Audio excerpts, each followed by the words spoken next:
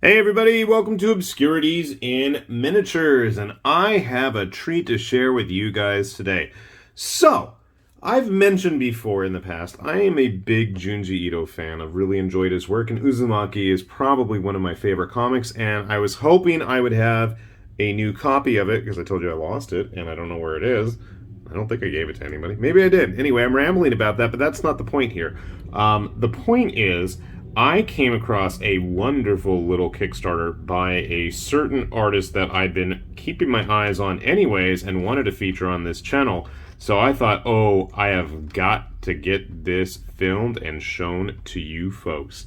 And I speak none other than Void Realm Minis. They have a Kickstarter, at least at the time that this is going up. It's ongoing right now for a Curse of the Spiral going on. And it's nothing but disturbing, twisted, just bizarre looking monstrosities, very much in the vein of Junji Ito's big Uzumaki work. So I got in touch with Void Realm and I was like, I gotta get some of this stuff to show off. This is too good to just hide behind Kickstarter. We need the masses to see that. So they happily obliged. And yes, you can see already the base is beginning to spiral. What goes on the base? Why, none other than the Void Dragon. So, I gotta say, this thing was a fun piece to print. Everything, for the most part, came out nicely. I did snap one of the talons off, but that's okay. We're not gonna tell anybody about that. But you can just see the texture work. For those of you who like to play with washes and highlights, I think this is going to be an absolute joy. You can have it hang out with all your snail men, right? Now, there are a couple of variations. This is the Cyclopsian version, as its head starts to spiral inwards. You can see I've been playing around with fitting it. There is a multi-eyed one as well, if that's more your style. We got some claws, which I think I did a decent job for the most part cleaning off. Obviously got a little bit of clutter here and there, but that's okay. We'll clean that up still. I gotta say, the pre-supports worked quite nicely. For those of you who do not enjoy supporting things yourselves, I completely understand. Here is the other forelimb. At least I think that is. Oh, one of these might be the foot. I don't remember. Or maybe it's this one. And it helps when the resin cooperates with me. That looks like a leg.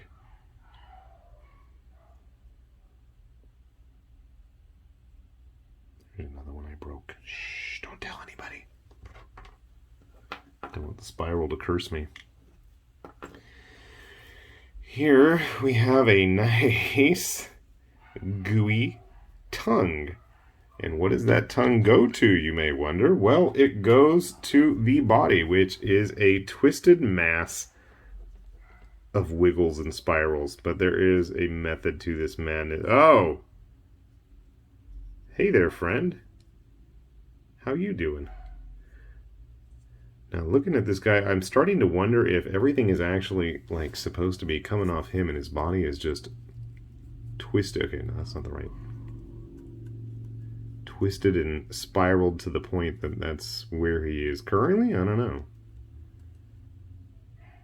Gonna have to fix that a little, but that's okay.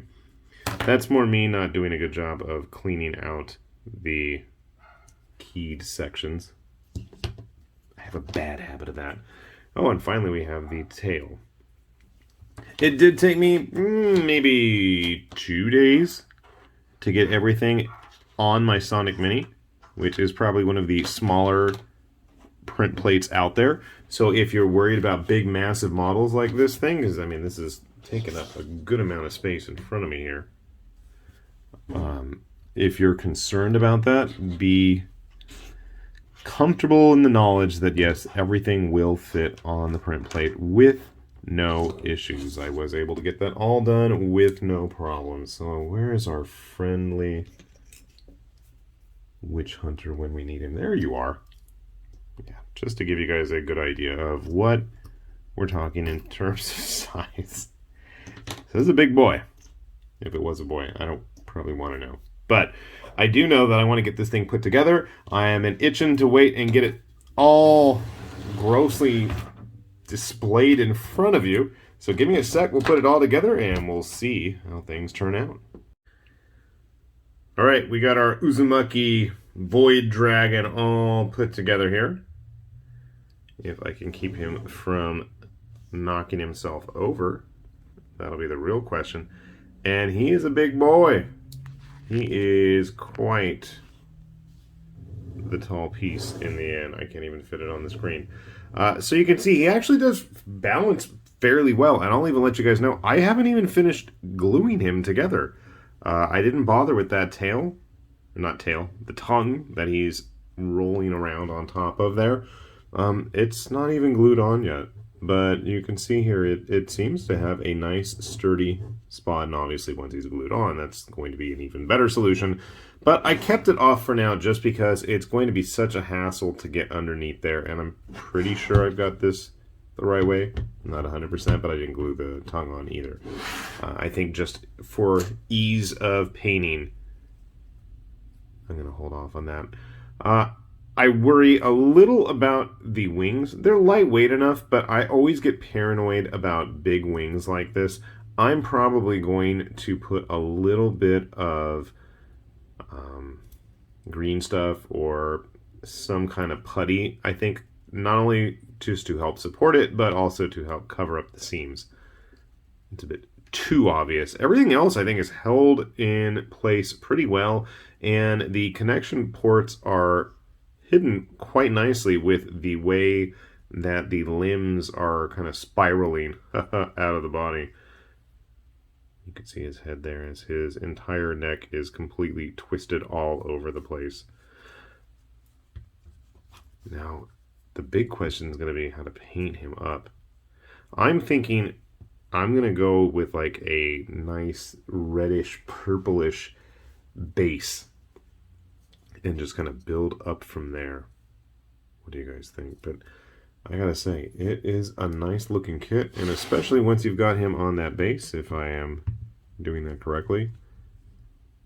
I don't think I am at the moment, but that's okay. You can see here, he is balancing pretty decently at least.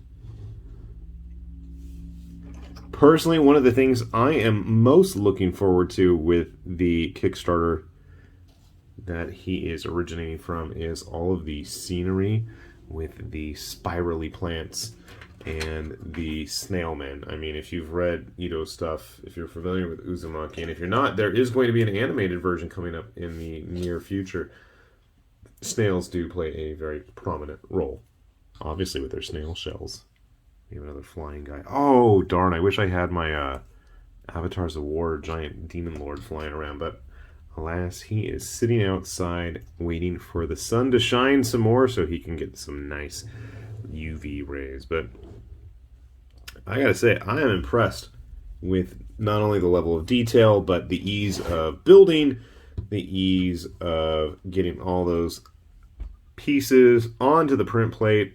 And I think with a nice disturbing paint job, it's going to really add to the fun. And don't forget, you have like the face, I can't even see it now, on his backside barfing out all of the lower half of him. It's just kind of gross and disturbing. And if you like gross and disturbing, you really should be checking out Void Realm minis anyways, because I think they are some of the finest purveyors in gross and disturbing models. And I mean that as the utmost compliment. If you're into mythos type monsters, they've got a whole bunch of that style on their My Mini Factory and Patreon page. So I'm going to have a link down below for both the Kickstarter itself. Take a look. It's a nice, relatively inexpensive buy-in, and the more people that do, the more goodies everybody gets, as always with Kickstarter. But there's also going to be the links down there for his personal pages as well, and you guys can take a look at all the fun, grotesque monstrosities they've been brewing over there. So, with that said, this has been High Lord Tamberlane with Obscurities and Miniatures. saying thanks for watching, and we will see you back here soon. Bye-bye.